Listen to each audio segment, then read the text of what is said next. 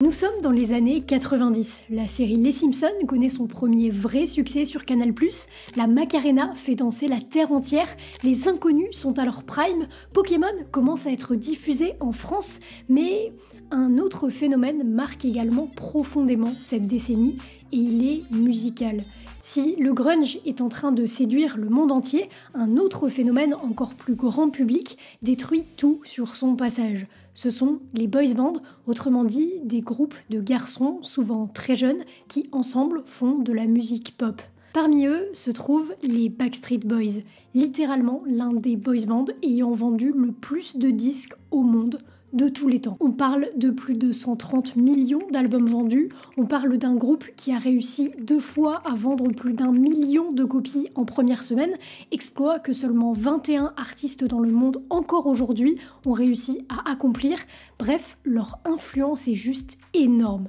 Mais ce ne sont pas les seuls sur cette scène. Ils sont de près concurrencés par NSYNC, un boys band presque aussi populaire dont un des membres est Justin Timberlake, ou encore par Innocence, un girls band cette fois, dont une des membres est Britney Spears. Bref, la période est extrêmement prolifique pour toutes ces formations et pour un homme, puisque derrière ces 3 groupes, et d'autres encore, se cache un seul et unique marionnettiste qui façonne le succès de ces jeunes adolescents. Cet homme se nomme Lou Pearlman et il se trouve que c'est un escroc. Un escroc qui a non seulement arnaqué tous les groupes qu'il a managés, mais qui a également détruit des milliers de vies, plus ou moins à cause de la musique. Mais alors, comment ces boys bands ont-ils explosé dans l'industrie musicale? Qui était Lou Pearlman et comment a-t-il escroqué ces jeunes stars, puis des milliers de personnes? C'est ce que je vous propose de découvrir dans cette vidéo. Nous sommes au début des années 90 en Amérique et Nick Carter, Howie Dorough et A.J. McLean sont de très jeunes adolescents qui font de la musique ensemble et plus particulièrement du chant. Alors qu'ils recherchent d'autres membres pour les rejoindre et former un groupe, ils tombent sur une annonce dans un journal spécialisé. Cette annonce est écrite par Lou Pearlman, un homme inconnu dans le monde de la musique qui affirme vouloir monter un groupe. Les 3 garçons se rendent à l'audition, la passent et sont sélectionnés pour travailler avec Lou. Ils sont très vite rejoints par 2 cousins, Brian Littrell et Kevin Richardson, et ensemble, ils forment les Backstreet Boys. À partir de ce moment-là, littéralement du jour au lendemain, la vie des 5 garçons change du tout au tout. La formation, dont les membres sont âgés de 13 à 22 ans, se retrouve dans une maison luxueuse en compagnie de Lou. Celui-ci s'occupe de tout. Il finance la maison, les repas et surtout tout ce qui tourne autour de la musique du boys band. Oui, parce que bien évidemment maintenant, il faut que la formation travaille. Elle est là pour ça, à la fois sur leur technique vocale, mais aussi surtout l'aspect scénique et notamment l'aspect chorégraphie. Les journées des 5 jeunes hommes sont extrêmement chargées. Ils travaillent 7 jours sur 7, ils ont très peu de temps de repos. Bref, le rythme du boys band est difficile. Mais malgré ça, ça se passe vraiment bien et ça se passe notamment vraiment bien avec Lou. L'homme s'est imposé assez naturellement comme la figure paternelle du groupe. C'est un homme bien en chair que certains comparent à un nounours. Il se fait appeler Big Papa par les membres du groupe. Il est toujours souriant, drôle et un vrai lien de confiance s'est créé entre lui et chacun des membres des Backstreet Boys. En gros, c'est une sorte de famille unie qui vit dans la maison d'Orlando aux États-Unis. Il y a juste un petit problème, une petite ombre au tableau, c'est que les Backstreet Boys, ça ne fonctionne pas. Au départ, ils sortent quelques morceaux aux États-Unis et juste ça ne prend pas. En tout cas pas à la hauteur des investissements de tout le monde, tant en temps qu'en argent et en énergie. Alors Lou a une idée. Au lieu d'essayer de séduire les Américains, il va plutôt attaquer le marché européen. Il va envoyer ses 5 petits protégés de l'autre côté de l'Atlantique et va les marketer là-bas. Et là, ça va fonctionner. Le groupe va sortir quelques singles en Europe, dont We've Got It Going On, et ça va vraiment bien se vendre chez nous. Là, Lou comprend qu'il a un boulevard devant lui. Il fait revenir les Backstreet Boys aux États-Unis et le présente comme le groupe purement américain qui cartonne en Europe. Bingo, Lou vient de faire de ses 5 chanteurs favoris des stars mondiales. Les 5 garçons sont épuisés, mais ils sont aux anges. Ils passent partout à la télé, ils font des concerts énormes dans tout le pays, ils vendent énormément de merchandising. Bref, c'est un succès qu'en réalité, personne n'aurait pu prévoir, ou en tout cas dont personne n'aurait pu prévoir l'ampleur. Pour les plus jeunes d'entre vous, ceux de ma génération, dites-vous que les Backstreet Boys, c'était pire que les One Direction.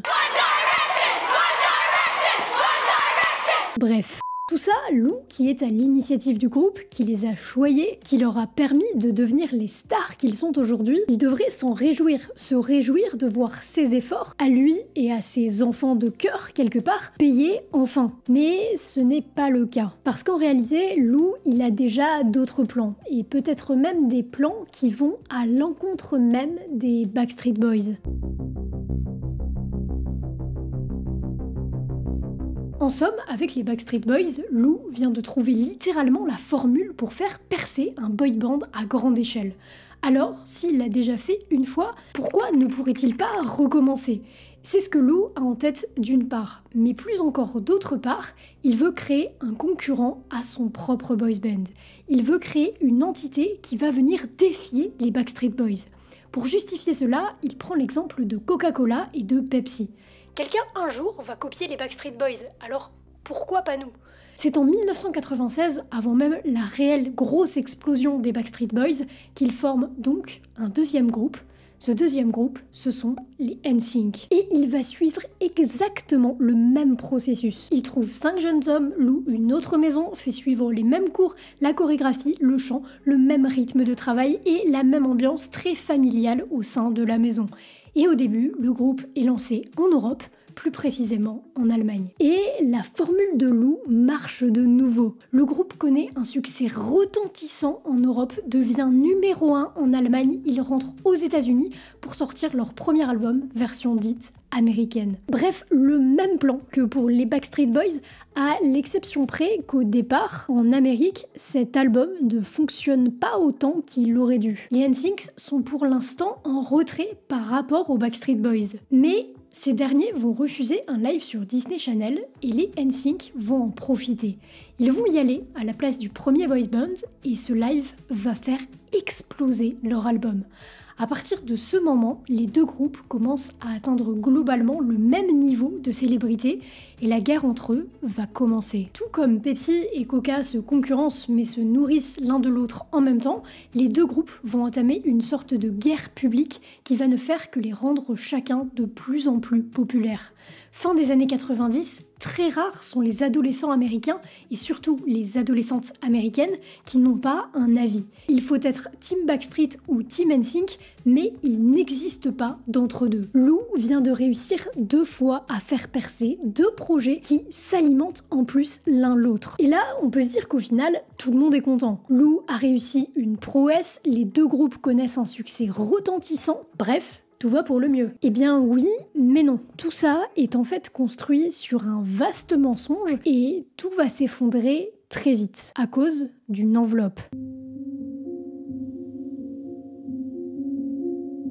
35$ par jour. C'est ce que les membres de NSYNC, qui travaillent d'arrache-pied depuis 3 ans, tous les jours, sans relâche, touchent. Autant vous dire que ce n'est rien du tout. Ça fait à peine 1000$ par mois pour des stars mondialement connues. Ce n'est pas vraiment normal. Et pourtant, les membres du groupe, à ce moment, ne s'en inquiètent pas plus que ça. Déjà parce qu'ils sont très jeunes, mais surtout parce qu'autour d'eux, tout est gratuit, de la nourriture au transport jusqu'aux hôtels dans lesquels ils dorment. Cependant, ils savent très bien qu'un jour, ils vont recevoir leur dû, ce que Lou, leur Big Papa, garde bien au chaud pour eux. Et justement, Lou, en décembre 1998, décide d'inviter ses seconds petits protégés dans un restaurant de luxe afin de leur remettre leur fameux chèque. Le groupe est au courant de l'ampleur qu'a pris leur boy band à travers le monde. Chacun sait qu'ils ont vendu des millions d'albums ainsi que des centaines de milliers de places de concerts et de produits dérivés. Ils savent donc tous que ce chèque va les rendre riches, vraiment riches, voire même peut-être millionnaires. Lou invite les parents des NSYNC à se joindre à eux au restaurant. Il remet les enveloppes à chacun et là, $10 000 par personne. Ça peut vous paraître beaucoup, mais ce n'est rien du tout. Mais cependant, ça a le mérite de déclencher une sonnette d'alarme dans la tête des membres du groupe. Lou n'est pas ce qu'il prétend être. Lou, le pilier sur lequel s'est construit le groupe, leur Big Papa, est en train de les arnaquer, et ce, depuis le début. Évidemment, dans le même temps, un autre groupe se pose des questions, les Backstreet Boys. Et très vite, Brian trouve la réponse. Eux aussi ont été arnaqués par Lou. Les deux situations des boys bands sont un peu différentes, mais reviennent globalement au même. Lou a fait signer des contrats terribles à des jeunes hommes extrêmement mal informés, qui n'ont pas une seule seconde consulté un avocat avant de signer ce contrat, et il leur a menti ouvertement, oralement, sur le partage de la rémunération au sein du groupe. Pour vous donner un aperçu de l'argent que ça représente, pour Backstreet Boys par exemple, en 4 ans, la société de Lou a touché 10 millions de dollars, tandis que le groupe à eux 5 n'ont reçu que 300 000 dollars. Mais aucun membre n'aurait pu réellement s'en douter, puisque Lou avait créé autour de lui une sorte d'aura de protection, en se plaçant comme leur papa, en créant un lien très fort avec chacun d'entre eux, et aussi avec leurs parents. Personne n'aurait pu se douter que derrière son sourire et ses blagues se cachait un homme qui profitait très ouvertement du succès des jeunes hommes. Mais une fois le pot rose découvert, c'est là que l'enfer va vraiment commencer, parce qu'il va falloir que les groupes se battent pour récupérer leur argent, mais aussi pour sortir de leur contrat. Évidemment, en découvrant l'arnaque, les NSYNC et un membre des Backstreet Boys vont porter plainte et emmener Lou au tribunal. Et ils vont vivre un changement d'attitude extrêmement brutal de la part de Lou. La figure rassurante, le confident, devient du jour au lendemain un méchant parfaitement insensible au sort de ceux qu'il prétendait considérer comme ses propres enfants. Par chance et par justice, les procès vont aboutir. Aucun des deux boys bands ne récupérera complètement son argent, mais Lou remboursera malgré tout certaines sommes. Et plus fort encore, les deux boys bands réussissent à rebondir dans leur carrière, et même à frapper encore plus fort que lorsque Lou était leur manager. Du coup, ça finit pas si mal. Au final, Lou a rendu une partie de l'argent dû, et en plus de ça, ça n'a pas tué les deux plus gros boys bands qu'il a managés, qui auraient pu clairement disparaître sans leur manager, leur 6e membre. Eh bien oui, sauf que la réussite médiatique des boys bands de Lou lui a apporté autre chose que de l'argent. Cette réussite lui a apporté de la crédibilité. Et il va s'en servir. Il va s'en servir à très mauvais escient.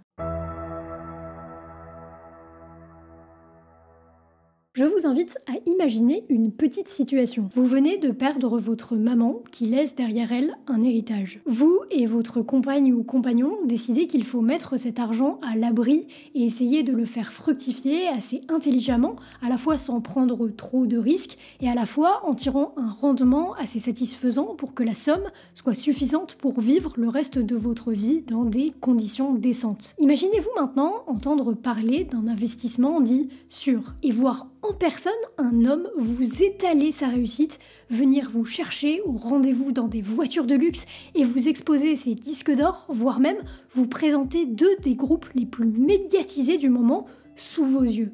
Ce même homme vous propose un placement pour votre argent. Eh bien, cette situation est arrivée à l'un des couples qui témoigne dans le documentaire réalisé sur Lou Pearlman, mais également à des milliers d'autres particuliers en quête d'un placement pour leur argent. Voici ce qu'il s'est passé. Lou a créé ou acheté de très nombreuses sociétés dans de très divers domaines et celui-ci proposait à des particuliers d'investir leur argent dans l'une de ces sociétés en leur garantissant un rendement très intéressant. Et si derrière votre écran, avec le recul, tout ça peut vous paraître extrêmement louche, il faut vraiment que vous compreniez une chose. Lou, à cette époque, il est extrêmement crédible. De par sa position de faiseur de boys band à succès, beaucoup de gens, peu informés des affaires autour de lui accordent assez aveuglément les fonds qu'il possède. Le problème, c'est que bien évidemment, tout ça est fictif. Plus précisément, c'est une fraude de Ponzi. Pour ceux qui n'auraient pas idée de comment fonctionne une pyramide de Ponzi, il s'agit grossièrement de se servir des fonds apportés par les nouveaux entrants pour rémunérer les premiers investisseurs et ainsi de suite. C'est les mêmes scams que vous voyez encore parfois aujourd'hui sur Facebook qui vous disent que si vous rentrez dans leur groupe, vous allez devenir riche. Mais sans grande surprise, ce modèle est une fraude et c'est un modèle qui n'est pas solide. Et si Lou, lui, engrange alors des millions de dollars d'argent de particuliers, les particuliers, eux, ont la quasi-certitude, sans le savoir bien sûr, de perdre à jamais leur argent. Mais ça va encore plus loin. On n'en a pas la certitude absolue, mais il est probable que les centaines de milliers de dollars injectés dans les boys bands provenaient déjà d'escroqueries de la part de Lou. Ça veut dire que 2 des plus gros boys bands du monde ont été construits au moins en partie sur la fortune d'une fraude, et que la vie entière de Lou a en fait été construite sur des business frauduleux. Lou est bien connu des tribunaux, mais notamment grâce à sa fortune et à ses contacts, il a toujours réglé ses problèmes en signant des chèques. Mais pas cette fois. Tout ça va s'arrêter seulement en 2007. Pearlman, après avoir été repéré par le FBI, a fui en dehors des États-Unis, mais a été retrouvé à Bali et cette fois, rien ne pouvait le tirer d'affaire. Pearlman le savait, la fraude l'avait complètement dépassé. Il plaidera entre autres coupable de fraude bancaire, de blanchiment d'argent et sera condamné à 25 ans de prison après avoir escroqué plus de 100 millions de dollars qui ne seront jamais remboursés à leurs détenteurs. Pourtant, même s'il a avoué ses crimes, Lou ne s'est jamais considéré comme un criminel. À ses yeux, et notamment pour les boys bands, c'était normal qu'il récupère plus d'argent que les autres, étant donné que c'était son idée et même son investissement de départ. Tous ceux qui l'ont côtoyé, et même les membres des boys bands, restent assez nuancés à son propos. Peacock, l'homme qui l'a défendu lors de son ultime procès, dira de lui « Je crois pleinement que ce type aurait pu être l'une des personnes les plus talentueuses de l'industrie du divertissement. » Pearlman mourra derrière les barreaux à l'âge de 62 ans. Celui qui, petit, disait « Un jour, je serai riche et ce jour-là, les gens m'aimeront » a fini par mourir seul en laissant cependant une empreinte indélébile sur le monde de la musique. Vous êtes actuellement 50 000 sur la chaîne. Merci infiniment de me suivre. C'était Lovie. Je vous dis à la semaine prochaine. Prenez soin de vous.